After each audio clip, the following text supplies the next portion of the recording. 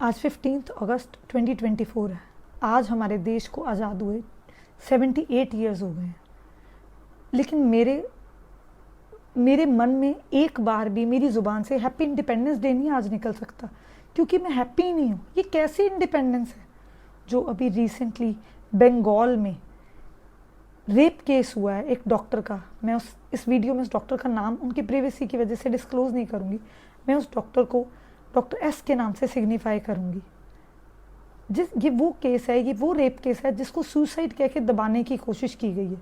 ये केस एक ऐसी जगह पे हुआ है इंडिया में, बंगाल में, जहाँ पे सबसे ज़्यादा फीमेल आइडल की वर्शिप की जाती है। वहाँ पे इतना बड़ा केस हो जिसको शट एंड क्लोज किया जा रहा है सुसाइड कह के, क्योंकि ये साफ साफ पोस्टमार्टम की रिपोर्ट्स में क्लियर है कि वो गैंग रेप है। मैं आपको ज़रा बताना चाहूँगी कि एक्चुअली इसमें क्या है। एक लड़की जिसको मैं डॉक्टर एस के नाम से सिग्निफाई कर रही हूँ, MBBS करके, मास्टर्स करके ऑन ड्यूटी है 36 आवर्स अपनी वर्क प्लेस पे। वो 36 आवर्स की हार्ड ड्यूटी करने के बाद, पेशेंट्स को देखने के बाद, रात के 3 बजे रेस्ट करने के लिए अपने ही वर्क प्लेस पे सेमिनार रूम में जाती है। और सुबह 7 बजे उसके पेरेंट्स को कॉलेज से कॉल आती है कि आपकी बेटी बीमार है, आप उसको देखने आ जाओ। जब वो रेपिटेटिव कॉल्स करते हैं कॉलेज में, तो कॉलेज वाले कॉल पिक नहीं करते। जब वो कॉल पिक की जाती है तो उसमें ये बताया जाता है कि आपकी बेटी ने सुसाइड कर लिया, आप जल्दी आ जाओ। जब वो पेरेंट्स कुछ नेबर्स को लेके वहाँ पहुँचते हैं मेडिकल कॉलेज में, तो उन्हें 3 घंटे तक अपनी बेटी को, अपने बच्चे को देखने नहीं दिया जाता। उन्हें अपने बच्चे की बॉडी तक नहीं देखने दी जाती। और 3 घंटे बाद जब एक फादर अंदर जाता है अपनी बेटी को देखने, तो उनकी बेटी जो कि सर्विस कर रही है, अपने वर्क प्लेस पे है, अपना ऑन ड्यूटी थी, वो बिना किसी कपड़ों के वहाँ पाई जाती है। वो एक ऐसी कंडीशन में है जो एक बाप के लिए देखना शायद सबसे ज़्यादा दर्दनाक होता होगा। मुझे सोच के भी कुछ बॉडी में रोंगटे खड़े हो रहे हैं कि क्या बीतती होगी उन पेरेंट्स पे। और वो क्या देखते हैं कि उनकी बेटी की लेग्स को 90 डिग्री अपार्ट कर दिया गया है। इतनी बुरी तरह पूरी बॉडी पे इंजरीज हैं। उसकी स्पेक्स को तोड़ के उसके कांच आईज में चला गया है। उसकी आंखें ब्लीड कर रही हैं, माउथ ब्लीड कर रहा है, वेजाइना ब्लीड कर रहा है। उस लड़की के शरीर पे इतने ब्रूजेस हैं, उसको इतना हर्ट किया गया है। और इतना सब होने के बाद पुलिस की इन्वेस्टिगेशन कॉम्प्रोमाइज्ड है। उस कॉलेज के प्रिंसिपल को रिज़ाइन करवा के इमीडिएटली कुछ घंटों के बाद किसी और कॉलेज का प्रिंसिपल बना दिया गया है। और उस प्रिंसिपल से एक भी सवाल नहीं पूछा गया कि आपकी वहाँ होते हुए, आपके प्रिंसिपलशिप में, आपके टेन्योर में ये कैसे हुआ। क्या हम लोग आज सेफ बिल्कुल नहीं है? आज 78 ईयर्स ऑफ इंडिपेंडेंस में मैं पूछना चाहूँगी, क्या हम अपनी लड़कियों को अब घर बिठा दें, पढ़ाई भी ना कराएं? क्योंकि पढ़ने के बाद हम वर्क प्लेस पे जब सेफ ही नहीं है तो हमें पढ़ाने की क्या ज़रूरत है, हम उन्हें घर ही बिठा देते हैं।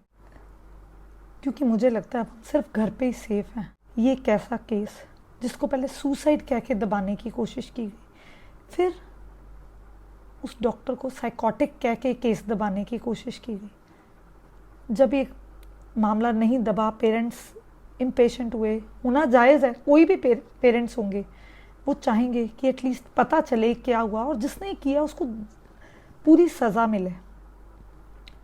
प्रेशर डालने के बाद 24 घंटे के अंदर पुलिस इन्वेस्टिगेशन, किसी एक ऐसे इंसान को खड़ा कर दिया गया जिसका हॉस्पिटल बैकग्राउंड से कोई लेना देना नहीं है। हाँ, जो कभी कभी पेशेंट के साथ आया, आप 1 बार 2 बार उस हॉस्पिटल में या मल्टीपल टाइम्स भी आए तो भी आप हॉस्पिटल को उतने अच्छे से नहीं समझ सकते। ये एक इंसान जो पेशेंट को लेके 3 बजे 4 बजे आ रहा है हॉस्पिटल में, उसको पुलिस वालों ने कैमरे में देखा है कि कोई एक ऐसा इंसान आया है और वो पेशेंट को उसने दिखाया है। वो 2 घंटे रुका है, उसने एक हेडफोन पहने हुए हैं जो उसके वहाँ गिर गए थे। और वो 5 बजे तक एक डॉक्टर का रेप करके, मर्डर करके अपने घर जाके सो गया।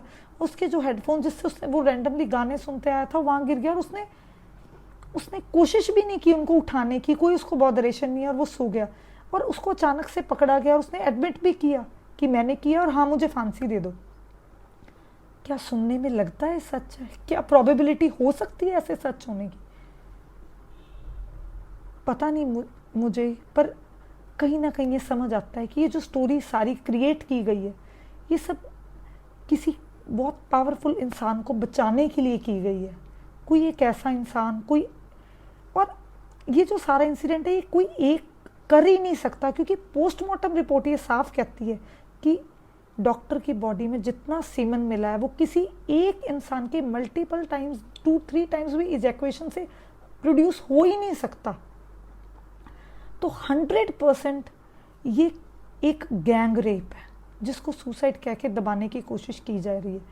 और जब इस तरह के केसेस को इस तरह दबाने की कोशिश की जाती है तो साफ अंदाज़ा लगाया जा सकता है इसके पीछे जो करने वाला है वो बहुत पॉलिटिकली स्ट्रॉन्ग परिवार से कनेक्शन रखता है, वो बहुत इन्फ्लुएंशियल लोग हैं जिनका इसके पीछे हाथ है। क्योंकि अदरवाइज इस तरह से इतनी जल्दी उस डॉक्टर का साइकोटिक कह के केस क्लोज करने की कोशिश करना बहुत ही इनजस्टिस की बात है। आज इंडिपेंडेंस डे 78 ईयर्स कंप्लीट कर चुका है। निर्भया रेप केस के बाद कुछ होप थी कि शायद कुछ ऐसे कानून बनेंगे, करने वालों को ऐसी सज़ा दी जाएगी कि दोबारा कोई सोचेगा भी नहीं। पर मुझे नहीं लगता उस केस के बाद भी ज़रा भी कोई फ़र्क आया है सोसाइटी में। हम आज भी अनसेफ हैं। उल्टा मुझे लगता है बीतते टाइम के साथ जिस तरह से रेप केसेस बढ़ रहे हैं और फिर जस्टिस नहीं दिया जा रहा, ये rape cases with due time बढ़ेंगे। और मैं बस आप लोगों से ये चाहूँगी कि हम अपने घर बैठे कुछ नहीं कर सकते तो इस टॉपिक को क्लोज मत होने दो।